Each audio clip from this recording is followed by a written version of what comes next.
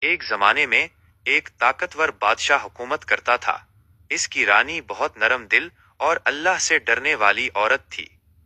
بادشاہ کے محل میں ایک غلام بھی رہتا تھا جو بہت غریب مگر ایماندار انسان تھا۔ ایک دن بادشاہ نے غلام کو امتحان میں ڈالنے کا فیصلہ کیا۔ اس نے غلام کے کمرے میں چھپ کر سونے کے سکے رکھوا دیے۔ پھر بادشاہ نے اعلان کروایا، محل سے سونے کے سکے گم ہو گئے ہیں۔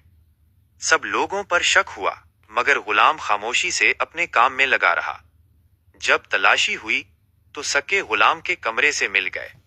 دربار میں سب نے غلام پر الزام لگایا۔ غلام نے سر جھکا کر صرف اتنا کہا، یا اللہ، تو جانتا ہے کہ میں بے گناہ ہوں۔ رانی کو غلام کی سچائی پر یقین تھا۔